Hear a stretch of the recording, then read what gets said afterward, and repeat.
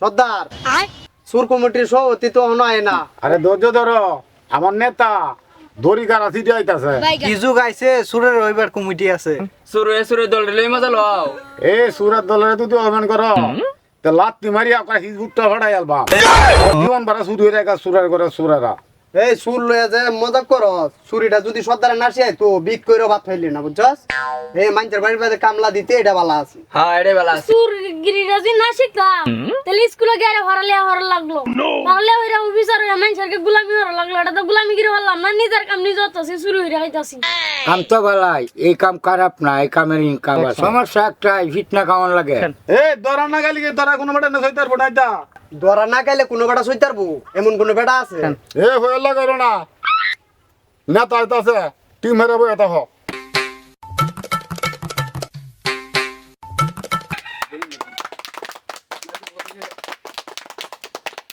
আসসালামু আলাইকুম। আপনারা এনা যারা আছেন চোর কমিটির সম্মানিত সদস্য যারা, তারা আমার যে এক করছেন, মানে দামি বানাইছেন আমারে, চোর কমিটির সদস্য ভাইয়েরা যে আমার সম্মানী করছেন।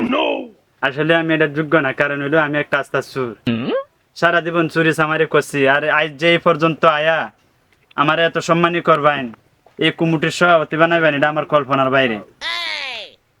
আমি খুব ভিতরটা আমার খুব আসতেছে যে আমি কলজাটা কাটিয়ে দেয় যেতাম, আমার ভিতরটা কথা নিয়ে হস রয়েছে যে আপনারা আমার কমিটির প্রধান বানাইছেন। আর একটা বিষয় সব থেকে আমার খারাপ লাগে কি জানো, আমার মুখটার অবস্থা কিন্তু এটা এমনটা আছেন না। আমি এক জায়গায় চুরির যায় ধরা খাইছিলাম, পরে আমি ফিট না খাই আমার মুখের এই অবস্থা হয়েছে।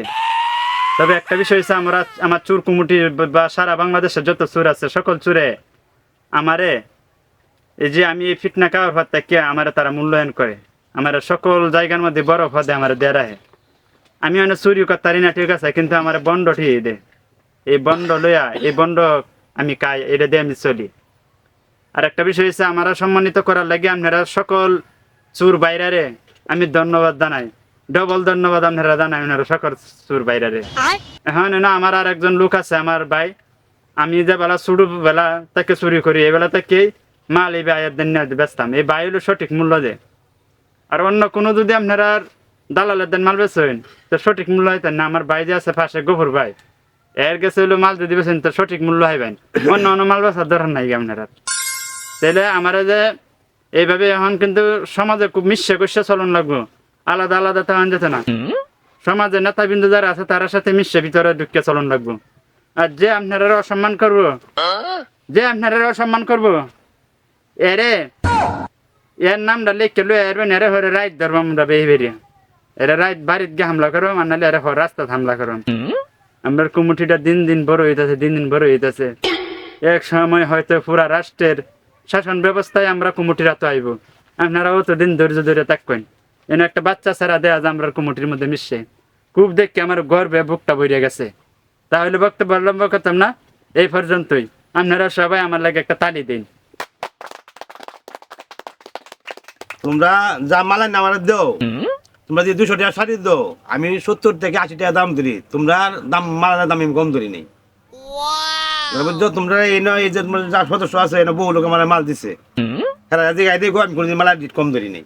এই গৌর ভাই যাচ্ছে জীবনে মাইকের সামনে বক্তব্য দিছে না, সেই যে একটা বক্তব্য দিছে না, আমি কইতে পারে না। এর কাছে যে আমি ডেহি চুরি হইয়া নেবেছি, একটা ডেহি যদি আমি চুরি হইয়া নেবেছি 30 টাকা দাম দিছে। এই ডেহি 50 টাকা আর একখানা বেচছে, রাইত আবার আমার জানাই যে ডেহিটা মক্কানো বেচছি, এটা আবার লইয়া আসছি, আবার এই ডেহি তার দিন হিরবার বেচছি। এই ডেহি হিরেবার আরেক জায়গায় বেচছে, তাহলে অন্য জায়গা যদি অন্য চুরি করে লয়ে গেছে অন্য এলাকায়, তোর এটা আনা সম্ভব না। কোন এলাকা বেচছে খেলা জানে?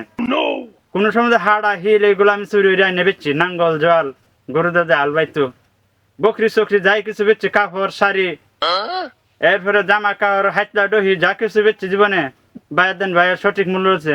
মালটা বেচছি, আবার কাগজে লিখে দেখাই দিচ্ছে যে মালটা আমার বাড়ি দিচ্ছি, আবার রাত আমি হিরে আবার মালটা আনছি।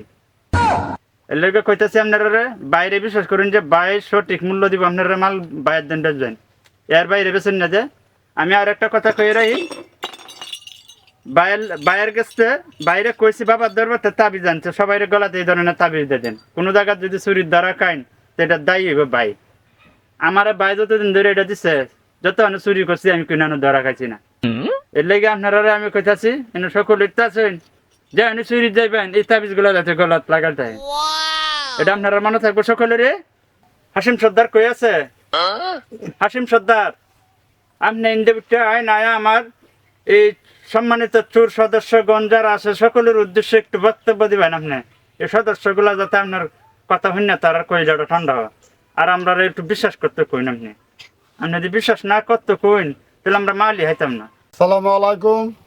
আমার নেতার বক্তব্য শুনা আমার খুব আনন্দ লাগছে। আমার এই নেতার সারা দেশে আপনার সুনাম আছে। আমার জন বস্তাকে চুরি ডাকাতি করিয়া এখন বর্তমান আমি বুড়ো হইলাম বৃদ্ধ। আমার নেতা কেউ সারানা পয়সা খায় না, সবার টাকা হাতে হাতে দিয়ে দেয়। আমার নেতার সুনাম সারা বাংলাদেশে আছে। এই এনে কাশেম কাশেম নামে একজন লোক আছে খুব ভালো লোক এ আমার সাথে অনেকদিন কাজ করছে এনে আছে হের দলের সেক্রেটারি ফর্দা দিয়ে দেওয়া হোক আর কইছে তুমি একটু বক্তব্য দেওয়া আয়ো কাশেম আয়ো বক্তব্য দেওয়া আসসালামু আলাইকুম সুর কমিটির ভাই সকলরা বাইগান আমরা সবাই যখন আসুন এই যে আমার উস্তাদে আমার এমন ট্রেডিং দিছে হ্যাঁ আমি মানুষ যদি মনোলাইন কাউর চোর কোনো জায়গা হয় তে আনতে পারি সমস্যা নাই কিন্তু মানুষ যদি কাউর চোর ফিন্দা নতুন কাউর চোর ফিন্দা ঘুমায় থাকে তে ঘুমেতে কাউর খুললে লয়ে গেছি আমি এই ধরনের চোর হয়েছি এই লেভেলের উস্তাদ আমার এমন ট্রেডিং দিছে তো উস্তাদের কাছে আমি একটা আবেদন উস্তাদ আমার যদি ছোটখাটো একটা পদ দে তাহলে পদটা লয়ে যায় আমি একটু খুশি হতাম আর কি তোমার পদ দেওয়া হচ্ছে তুমি এই ট্যুর কমিটির সেক্রেটারি আমি সভাপতি তুমি হচ্ছে সেক্রেটারি এটা তোমার আজ থেকে দেখলাম তোমার লোকজন লইয়া খুব সাবধানে চলবা এলাকার মানুষের সাথে মিললে চলবা বুঝছো এলাকার চেয়ারম্যান মেম্বার যত নেতা বৃন্দ আছে সকলের সাথে মিললে চলবা হেরারা সারা চলন যেতেন হেরার সাথে সবসময় মিললে তখন লাগবো এটাই হলো আমার শেষ কথা তাহলে তো কেউ দিল না